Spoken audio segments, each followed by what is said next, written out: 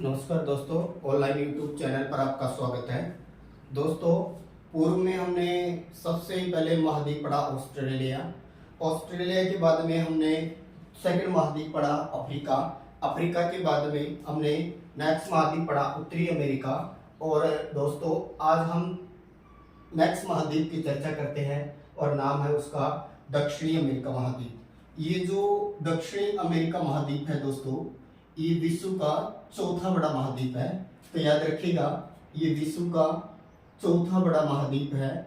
लेकिन अगर बात करें जनसंख्या की दृष्टि से, तो जनसंख्या की दृष्टि से इसका स्थान है वो पांचवा बनता है दोस्तों, क्योंकि उत्तरी अमेरिका महाद्वीप का स्थान तीसरा बनता है, जबकि यूरोप का महाद्वीप का स्थान तीसरा बनता है, जबकि अफ्रीका का दूसरा बनता है। तो ये कहें कि ये चौथा बड़ा महाद्वीप है, लेकिन इसका जनसंख्या में पांचवा स्थान है। फिर बात करें दोस्तों, ये जो महाद्वीप है, ये जो विश्व का जो कुल भूभाग है उसका लगभग 11.9% है। और इस महाद्वीप के अंतर्गत 13 देश हैं, और इन 13 देशों में से ब्राजील सबसे बड़ा देश है। और ब्राजील इन 13 देशों में से सबसे बड़ा देश है। ब्राजील विश्व का क्षेत्रफल की दृष्टि से पांचवा बड़ा देश माना जाता है दोस्तों।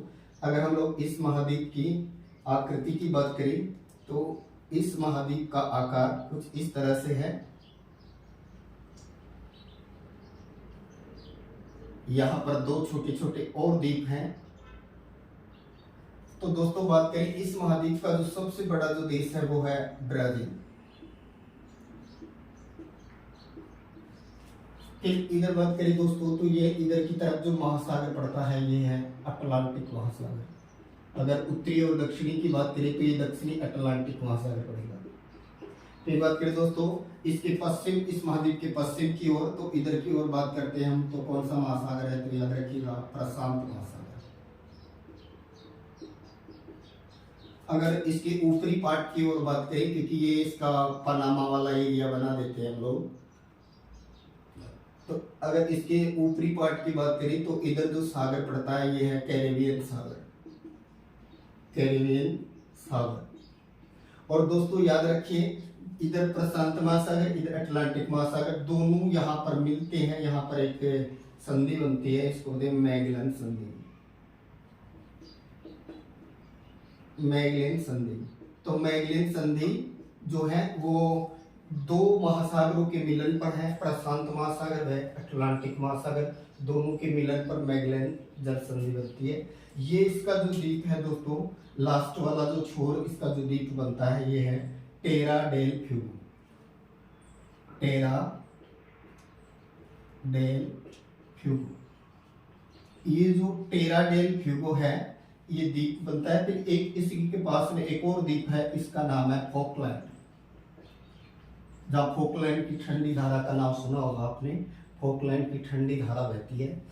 तो ये जो टेरा डेल फ्यूगो है, इसके ही अंतर्गत जो है इस महाद्वीप का दक्षिणतम बिंदु है, और इसको नाम दिया है केप हॉर्न। तो टेरा डेल फ्यूगो में इस महाद्वीप का दक्षिणतम बिंदु, इस महाद्वीप का दक्षिणतम जो बिंदु है वो दक्षिणतम बिंदु है केप हॉर्न।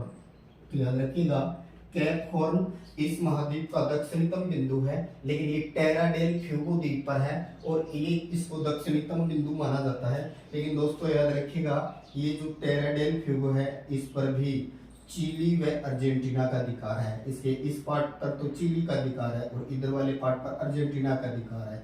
जबकि जो फॉकलैंड है, ये फॉकलैंड यूके की टेरिटरी है, अर्थात फॉकलैंड जो द्वीप है इस पर यूके का अधिकार है। तो दोस्तों हमने चर्चा की कि इस महाद्वीप की हम बात कर रहे थे। अब इस महाद्वीप को पक्षियों का महाद्वीप भी कहा जाता है दोस्तों, पक्षियों का महाद्वीप। तो पक्षियों का महाद्वीप भी कौन है, तो यही है, यानी दक्षिणी अमेरिका को पक्षियों, निर्धन निवासियों का धनी महाद्वीप।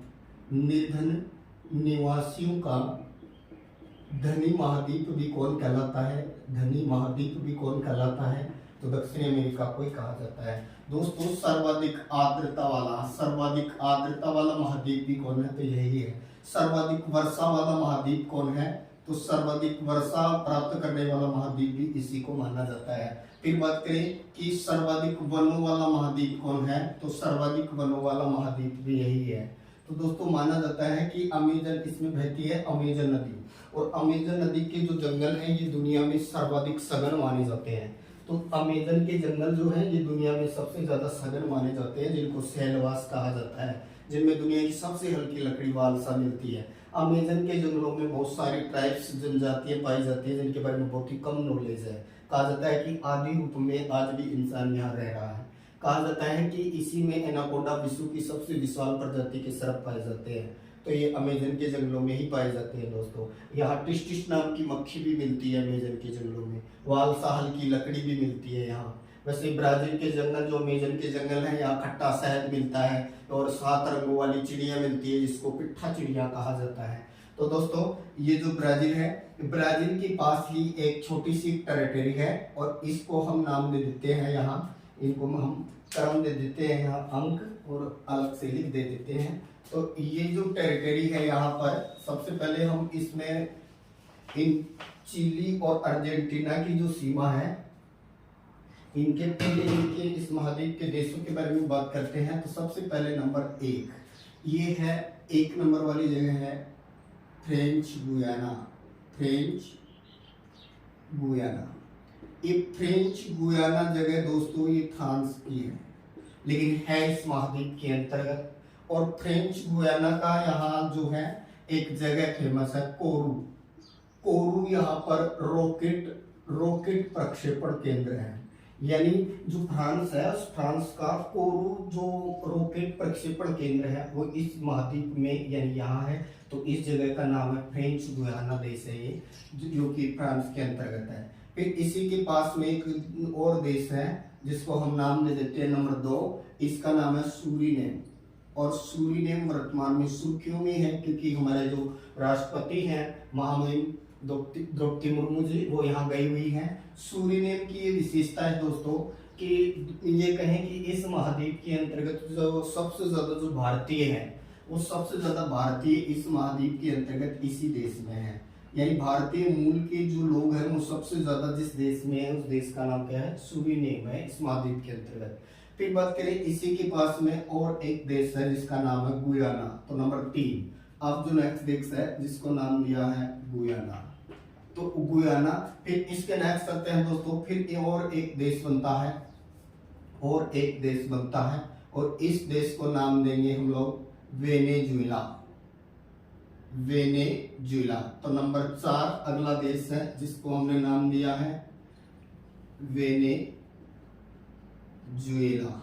और वेनेजुएला की क्या विशेषता है दोस्तों, तो एक तो याद रखिएगा विश्व में जो सबसे ज्यादा जो पेट्रोलियम के जो भंडार है, इस सर्वाधिक पेट्रोलियम के जो भंडार है विश्व में वो इसी देश में है, वेनेजुएला में। यहाँ पर एक ये कहे कि नदी बनती है जिसको सबसे ऊंचे झरने के तौर पर भी जाना जाता है, तो वेनेजुएला के अंतर्गत है। यहाँ पर मराकायबा झील प्रसिद्ध है दोस्तों।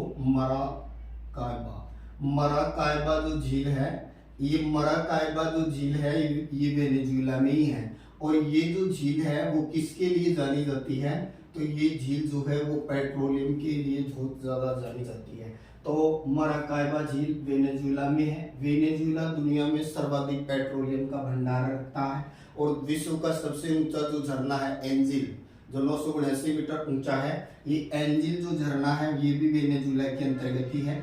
और वेनेजुएला के अंतर्गत जो है, तो हम बात कर रहे थे वेनेजुएला की, तो हम कुछ यहाँ की विशेषता लिख लेते हैं। वेनेजुएला के अंतर्गत क्या विशेषता है, तो एक तो याद रखिएगा वेनेजुएला के अंतर्गत है सर्वाधिक विश्व में पेट्रोलियम का भंडार है। सर्वाधिक पेट्रोलियम का भंडार किस देश के अंतर्गत है, तो वेनेजुएला में। यहाँ मराकायबा नाम की क्या बताई गई है दोस्तों, तो यहाँ मराकायबा नाम की झील है जो कि पेट्रोलियम के भंडार के लिए जानी जाती है।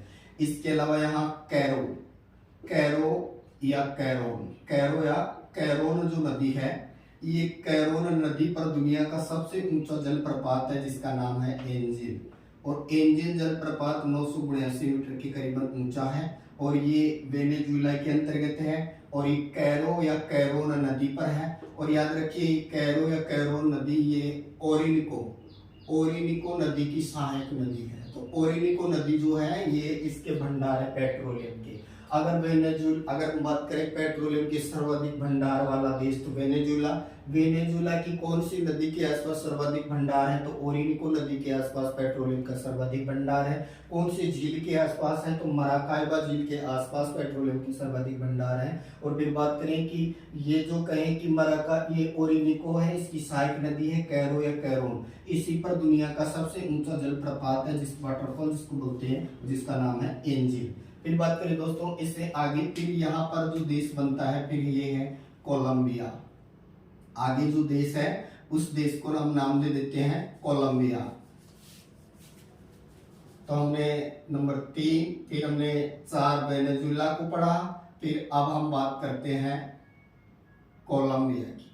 तो कोलंबिया दोस्तों नंबर 5 दे देते हैं हम लोग इसको, ये 4 दिया तो ये 5 नंबर। अब आता है अगला देश कोलंबिया दोस्तों याद रखिएगा कि कोलंबिया जो है, यहाँ एक कोलंबिया जो है ये पठारी क्षेत्र भी बनता है, कोलंबिया का पठार। कोलंबिया से आगे की बात करते हैं हम, नंबर कितने आगे? 5 कोलंबिया। तो हमने कर्क रेखा का नाम सुना है और हमने विषुवत रेखा का नाम सुना है, मकर रेखा का नाम सुना है। तो याद रखिए जो मकर रेखा है, ये जो मकर रेखा जो है और जो ये कहें कि जो विषुवत रेखा है, तो विषुवत रेखा इस कोलंबिया वाले क्षेत्र से ही गुजरती है। याद रखिएगा विषुवत रेखा जो है इस कोलंबिया वाले क्षेत्र से ही गुजरती है, याद रखिएगा। तो ये कहें कि विषुवत रेखा, और आपको पता है दोस्तों ये है पनामा जो संधि है ये उत्तरी अमेरिका महाद्वीप को दक्षिणी अमेरिका महाद्वीप से अलग करती है। तो याद रखिएगा पनामा जल संधि उत्तरी अमेरिका महाद्वीप को दक्षिणी अमेरिका महाद्वीप से अलग करती है। ये कहें कि ये जो जल संधि है ये कौन से 2 महाद्वीपों के बीच है? तो उत्तरी अमेरिका और दक्षिणी अमेरिका के बीच है। ये कोलंबिया हीरा और पन्ना उत्पादन के लिए प्रसिद्ध है दोस्तों। कोलंबिया हीरा व पन्ना उत्पादन के लिए प्रसिद्ध है। फिर कोलंबिया के नेक्स्ट दोस्तों फिर हम चलते हैं, तो फिर यहाँ पर एक देश आता है, नेक्स्ट बात कर लेते हैं ये वाला। तो ये देश आ जाता है, इसको नाम दिया गया है इक्वेडोर। अगला देश है, इसका नाम है इक्वेडोर जो दोस्तों ये इक्वेडोर जो है इससे भी आपकी विषुवत रेखा गुजरती है, क्योंकि इस महाद्वीप के अंतर्गत अगर हम लोग देखें तो 2 प्रमुख रेखाएं गुजरती हैं। उत्तरी अमेरिका जो महाद्वीप है इससे 2 प्रमुख रेखाएं गुजरती हैं। ये 2 प्रमुख रेखाएं कौन कौन सी हैं? तो एक तो है मकर रेखा और एक है विषुवत रेखा। बात करें दक्षिणी अमेरिका महाद्वीप से गुजरने वाली 2 प्रमुख जो रेखाएं हैं, ये 2 प्रमुख रेखाएं कौन सी हैं? तो बात करें एक तो इस साइड से गुजरती है ये वाली, तो इसको तो हम नाम दे देते हैं यहाँ पर विषुवत रेखा इक्वेडोर से गुजरी और इक्वेडोर के अलावा ये कोलंबिया से गुजरी और कोलंबिया के अलावा इस महाद्वीप के अंतर्गत फिर ये ब्राजील से गुजरी है। तो दोस्तों याद रखिएगा विषुवत रेखा इस महाद्वीप के कितने देशों से गुजरती है? तो इन 3 देशों से गुजरती है। इन 3 देशों की बात करें तो कौन कौन है? तो इन 3 देशों में एक इक्वेडोर है और दूसरा दोस्तों कौन है? ये दूसरा है कोलंबिया और तीसरा कौन है? तो तीसरा है वो है ब्राजील। इन 3 देशों से विषुवत रेखा गुजरती है। दोस्तों याद रखिए ब्राजील दुनिया का एकमात्र ऐसा देश है जिससे आपकी मकर रेखा भी गुजरती है ब्राजील से, और ये कहें कि विषुवत रेखा भी गुजरती है। बाकी ये कहें कि जो अगर महाद्वीप की अगर हम बात करें जिससे कर्क, विषुवत और मकर गुजरती है, 3 रेखा गुजरती है, तो अफ्रीका है। अफ्रीका महाद्वीप से 3 रेखाएं गुजरती है। लेकिन बात करें ऐसा देश जिससे विषुवत रेखा और बात करें कि जो मकर रेखा गुजर रही है, 2 अक्षांश रेखा गुजर रही है, तो ब्राजील ही है। ब्राजील से विषुवत रेखा भी गुजरती है और इससे मकर रेखा भी गुजरती है, याद रखिएगा, क्योंकि ब्राजील छोटा नहीं है दोस्तों। ब्राजील इस महाद्वीप के अंतर्गत है, सबसे ज्यादा एरिया रखता है। ये कहें कि 13 देशों में से सिर्फ 2 देश ऐसे हैं जिनके अंतर्गत चिली और इक्वेडोर, याद रखिए ब्राजील एक तो, चिली और एक इक्वेडोर, इक्वेडोर प्लस चिली को छोड़ करके शेष सभी से सीमा बनाता है। इस महाद्वीप में 11 है टोटल, 11 में से इस महाद्वीप में टोटल 13 है, 13 में से 2 को छोड़कर इक्वेडोर और चिली को छोड़कर ब्राजील सभी के साथ सीमा बनाता है, तो याद रखिएगा। फिर बात करें दोस्तों, यहाँ पर एक देश है उरुग्वे, उरुग्वे नाम की नदी भी है दोस्तों, याद रखिएगा। यहाँ पर जो और एक देश है, इसको हम नाम दें, यहाँ पर जो देश है ये है बोलिविया, तो बोलिविया के पास में इधर एक देश और पड़ता है, इसका नाम है पेरू। तो अगला जो देश बनेगा वो है पेरू। तो हम बात करें कि इस महाद्वीप से इक्वेडोर, कोलंबिया, ब्राजील से विषुवत रेखा गुजरती है। फिर एक और रेखा गुजरती है दोस्तों इस महाद्वीप के अंतर्गत, वो है मकर रेखा। और मकर रेखा इस महाद्वीप के अंतर्गत है, वो कितने देशों से गुजरती है, तो 4। मकर रेखा इस महाद्वीप के 4 देशों से गुजरती है। ये जो लंबा देश है दोस्तों इधर वाला, इसको नाम दिया गया है चिली। और इधर जो पड़ता है ये जो देश है ये है दोस्तों अर्जेंटीना। फिर बात करें कि ये जो देश है यहाँ पर ये है पराग्वे। और फिर बात करें दोस्तों चिली, पराग्वे, अर्जेंटीना, और ये फिर इधर चली जाती है तो आ गया ब्राजील। तो याद रखिए मकर रेखा इस महाद्वीप के 4 देशों से गुजरती है। नंबर 1 चिली, फिर नंबर 2 अर्जेंटीना, फिर नंबर 3 पराग्वे, और नंबर 4 ब्राजील। इस महाद्वीप से विषुवत रेखा भी गुजरती है, मकर रेखा भी गुजरती है। विषुवत रेखा 3 देशों से गुजरती है, इक्वेडोर, कोलंबिया, ब्राजील। कैसे याद रखोगे, एक काला बाज, एक इक्वेडोर, काला कोलंबिया, बाज से ब्राजील, एक काला बाज, याद रख सकते हैं। उसी तरह चिली से अर्जेंटीना से पराग्वे, और पराग्वे से फिर ये ब्राजील निकली। क्योंकि दोस्तों ग्लोब पर ये रेखाएं गोलाकार रूप में लेंगे तो ये कुछ इस तरह निकलेंगी, तो ये इसी कारण से थोड़ा तिरछा नजर आ रहा है। तो ये कह सकते हैं कि ये 4 से गुजरती है। अब हम दोस्तों बात करें इस महाद्वीप की अन्य विशेषताओं की। तो इस महाद्वीप के अंतर्गत जो ये जो देश है इक्वेडोर, इस इक्वेडोर के अंतर्गत है, ये दुनिया का सबसे ऊंचा सक्रिय ज्वालामुखी है। इसका नाम कोटोपेक्सी विश्व का सबसे ऊंचा सक्रिय ज्वालामुखी है। याद रखिए कोटोपेक्सी ज्वालामुखी किस महाद्वीप के अंतर्गत है, तो ये इसी महाद्वीप के अंतर्गत है। दक्षिण अमेरिका महाद्वीप में क्या विशेषता है, ये विश्व का सबसे ऊंचा है, और ऊंचा है लेकिन साथ में क्या विशेषता है, ये सक्रिय है। तो याद रखिएगा ये कौन से देश में, इक्वेडोर में है। इसी के पास में एक और है दोस्तों चिम्बोरादो भी है, और चिम्बोरादो का संबंध भी कहाँ है, तो इक्वेडोर से ही है।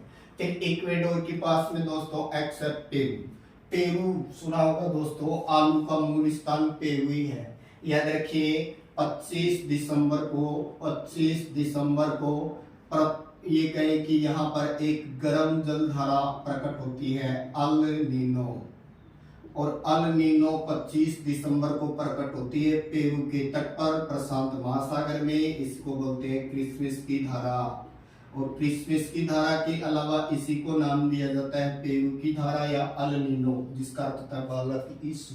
और ये 25 दिसंबर को प्रकट होती है, जिसके कारण विश्व जलवायु पर इफेक्ट पड़ता है।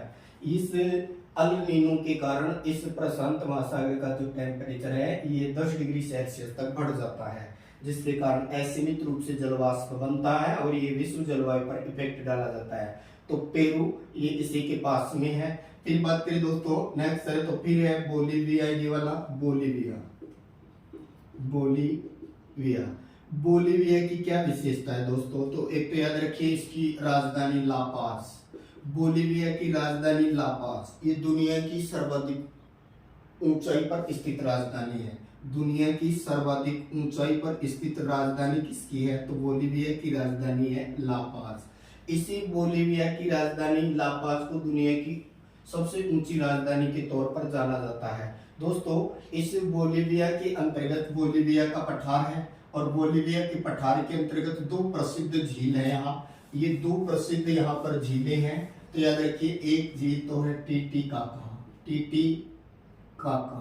टीटीकाका 3812 मीटर की करीबन ऊंची झील है और टीटीकाका बोलीविया के अंतर्गत पड़ती है। और बात करें कि इसकी क्या विशेषता है, तो ये दुनिया की सर्वाधिक ऊंची नौकागम्य झील है, क्योंकि सारी झीलें जम जाती हैं ज्यादातर इतनी ऊंचाई पर, लेकिन ये नौकागम्य अर्थात ये विश्व की सर्वाधिक ऊंचाई पर स्थित नौकागम्य झील कौन है? तो टीटीकाका है।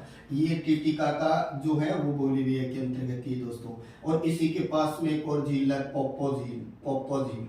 पोपोलैक या पोपो झील भी कहाँ है? तो याद रखिए, ये भी बोलीविया के अंदर है। अभी थोड़ी देर पहले बताया गया था दोस्तों मराकाइबो झील कहाँ है? तो ये वेनेजुएला में बताई थी मराकाइबो। ये वेनेजुएला के अंतर्गत है, जो कि पेट्रोलियम के भंडार के लिए जानी जाती है। फिर बात करें दोस्तों, ये जो बोलीविया है इसकी राजधानी ला पाज, दुनिया की उच्चतम राजधानी। बोलीविया के अंतर्गत टीटीकाका और पोपो झील है। फिर बात करें दोस्तों, अगला जो फिर ये जो देश है ये कुछ इस इधर की तरफ निकला हुआ, इसकी आकृति भी की तरह है और नाम है इसका चिली। तो ये जो चिली है, ये चिली दुनिया में अपनी एक अलग ही पहचान बनाए हुए हैं। तो अगले देश की बात करते हैं जिसका नाम है चिली। चिली के अंतर्गत दोस्तों एक चुक्की माता ये तांबे की खान है, याद रखिएगा। विश्व की सबसे बड़ी तांबे की खान कौन है? तो विश्व की सबसे बड़ी तांबे की जो खदान या खान है जिसका नाम है चुक्की माता। और चुक्की माता किस देश में है दोस्तों? तो चिली ये कुछ लंबाई में फैला हुआ ये काफी लंबा देश है। कहें कि हमने आगे पढ़ना है, जब हम पर्वत श्रेणी की बात करेंगे तो इस महाद्वीप की पश्चिमी तट के सहारे जो एंडीज पर्वतमाला है, इस एंडीज पर्वतमाला की जो सर्वाधिक जो कहें कि जो चौड़ाई है, एंडीज पर्वतमाला की सर्वाधिक चौड़ाई की बात करें तो चौड़ाई जिस देश में है वो है बोलीविया के अंतर्गत सर्वाधिक चौड़ाई है। लेकिन बात करें कि एंडीज पर्वतमाला की सर्वाधिक लंबाई किस देश में है, तो सर्वाधिक लंबाई वाला देश चिली है। सर्वाधिक लंबी पर्वतमाला, एंडीज पर्वतमाला की लंबाई वाला देश चिली है। दोस्तों, इस एंडीज पर्वतमाला के इस साइड पर यहाँ पर एक मरुस्थल बनता है। इस मरुस्थल का नाम है अटाकामा मरुस्थल। ये ऐसा मरुस्थल है, वैसे शीत मरुस्थल है ये, लेकिन इस मरुस्थल को दुनिया का शुष्कतम मरुस्थल माना गया है। यानी ये कहें कि लगभग पिछले 150 वर्षों से यहाँ वर्षा ही नहीं हुई है, और वर्षा का न होना इसके लिए वरदान भी साबित हुआ है, क्योंकि ये नाइट्रेट का भंडार बन गया है। और ये कहें कि ये जो अटाकामा मरुस्थल है, इसी में एक जगह है अरिका, और अरिका को दुनिया का शुष्कतम स्थान होने का श्रेय मिला है। तो अटाकामा मरुस्थल विश्व का शुष्कतम मरुस्थल माना जाता है। ये कहें कि ये एंडीज पर्वतमाला के पश्चिम में है। कौन से देश में है? चिली में है। अटाकामा कैसा मरुस्थल है? शुष्कतम मरुस्थल है। यहाँ 150 वर्षों से वर्षा नहीं हुई है। अरिका दुनिया का शुष्कतम स्थान है, और चिली में चुक्की माता एक तांबे की विश्व प्रसिद्ध क्या है? खान है। फिर बात करें दोस्तों, इधर आ जाते हैं, फिर ये है अर्जेंटीना। इसकी ये कहें कि इसकी राजधानी ब्यूनस आयर्स, जो कि इस महाद्वीप का सबसे बड़ा शहर भी है ब्यूनस आयर्स। ये अर्जेंटीना के अंतर्गत अगर हम लोग बात करें तो ये अर्जेंटीना जो इसका मुख्य जो विशेष काम है वो है मांस पैकिंग।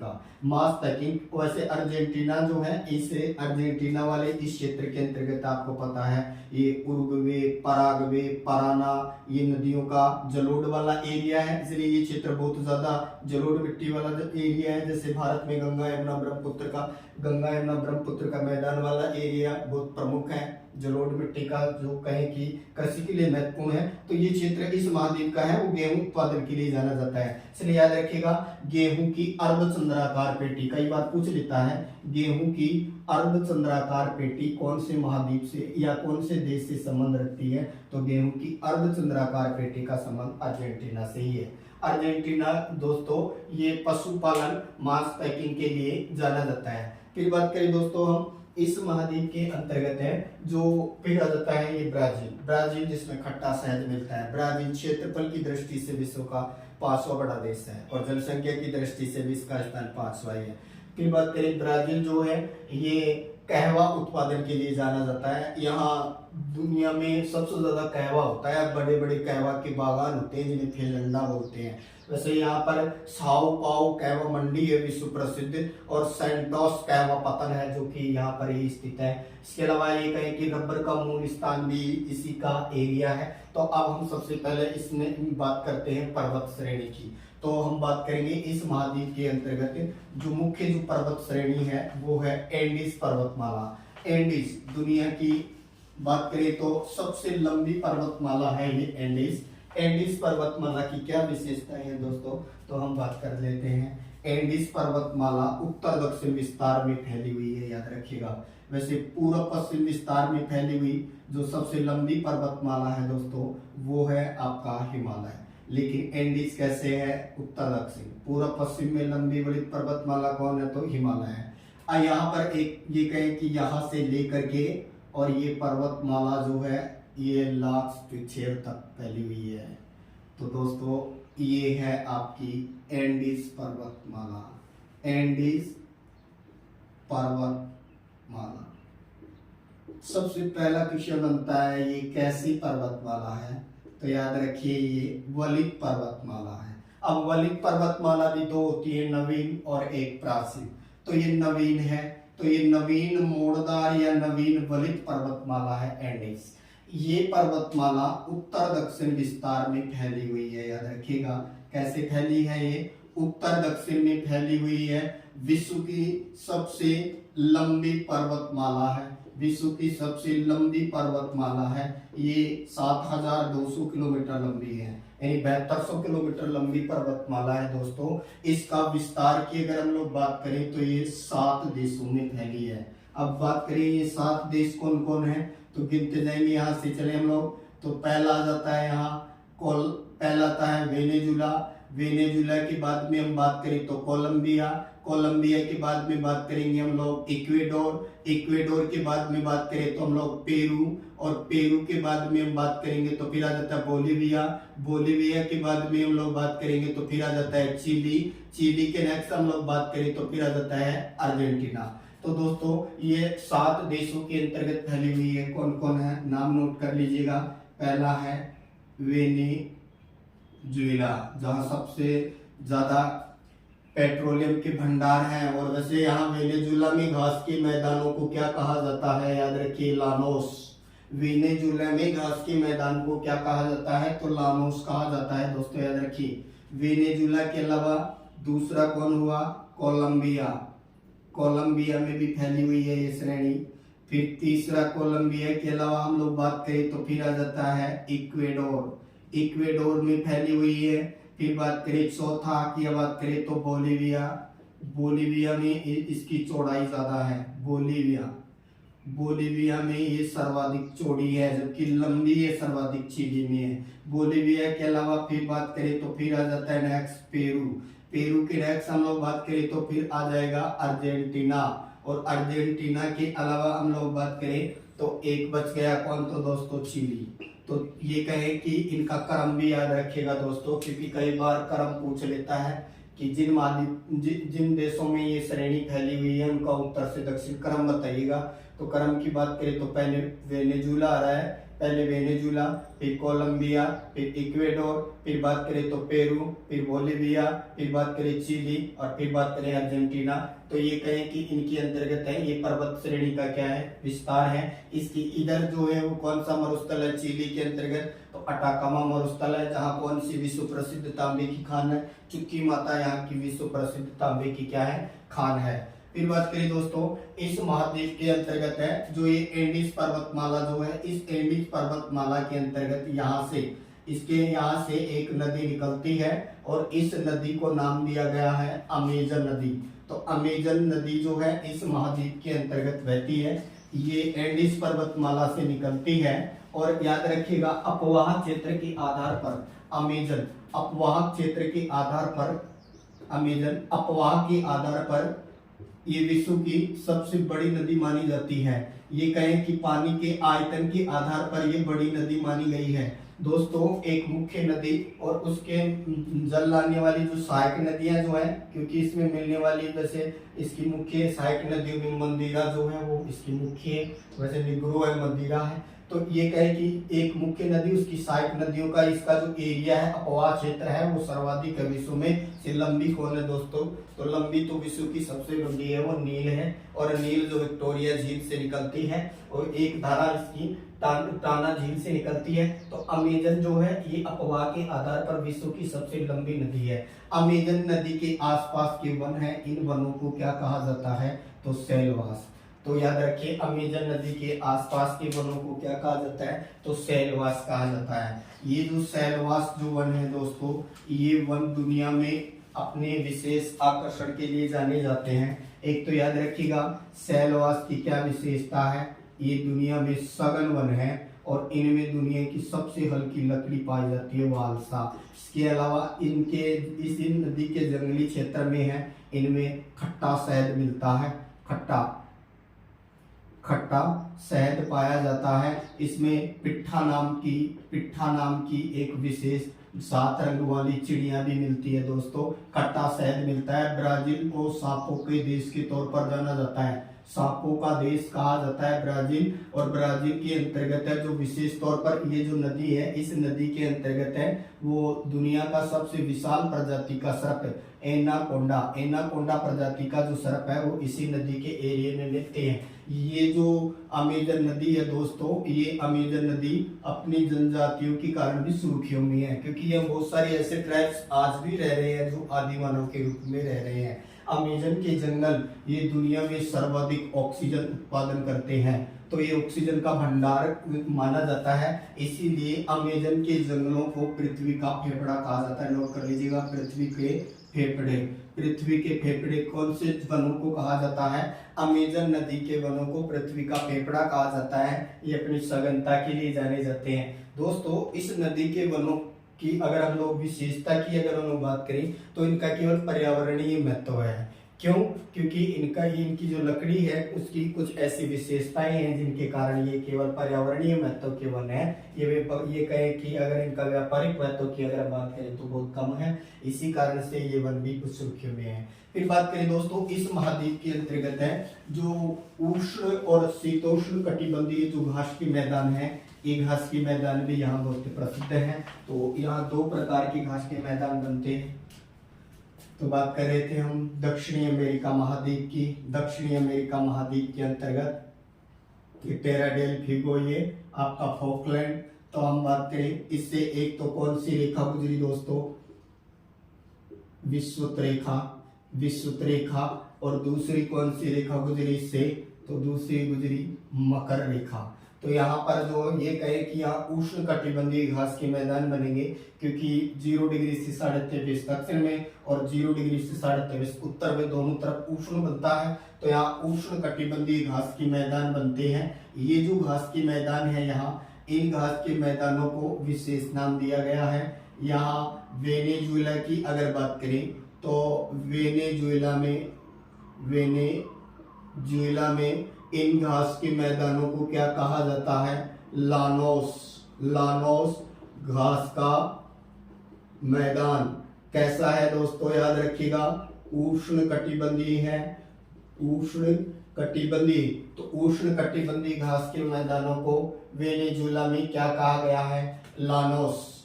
ठीक है। फिर बात करें दोस्तों, यहाँ ब्राजील वाले क्षेत्र में यहाँ पर ये वाला जो एरिया है, यहाँ पर ये घास का मैदान कहलाता है कटिंगा। तो कटिंगा एक वैसे विशेष प्रकार की घास है। तो कटिंगा घास का मैदान, इसका संबंध ब्राजील से ही है, और ब्राजील में ही इस घास के मैदान में और भी है यहाँ कंपोज घास का मैदान भी कहाँ है? ब्राजील में ही है दोस्तों। फिर बात करें हम लोग पंपास। तो पंपास घास का मैदान मुख्य रूप से जो कौन से देश के अंतर्गत है वो है अर्जेंटीना।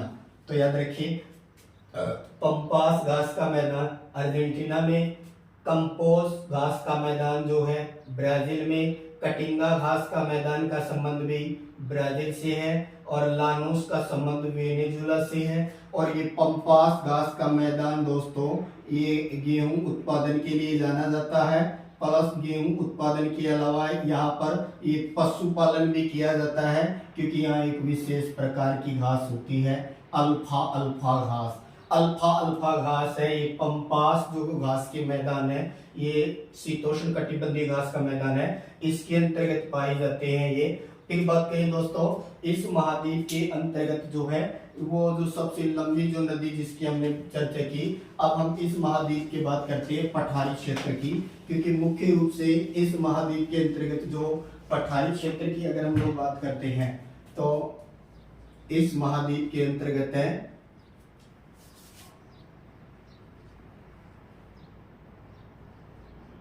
ये, इस महाद्वीप के अंतर्गत है ये। कहें कि यहाँ पर ये जो क्षेत्र है अर्जेंटीना के अंतर्गत, अर्जेंटीना दुनिया में मांस पैकिंग के लिए जाना जाता है। अमेरिका के बाद में दूसरी जगह है जहाँ से सर्वाधिक मांस प्रोसेसिंग पैकिंग का काम किया जाता है। यहाँ पशुपालन किया जाता है, अर्जेंटीना में बहुत ज्यादा पशु पाले जाते हैं अर्जेंटीना में। इसके अलावा दोस्तों ब्राजील दुनिया में सर्वाधिक चीनी उत्पादन के लिए जाना जाता है। याद रखिए ब्राजील में घास के मैदान, ब्राजील में जो कहवा होता है सर्वाधिक कहवा ब्राजील में ही होता है। कहवा के बड़े बड़े बागानों को क्या कहा जाता है? फेजेंडा।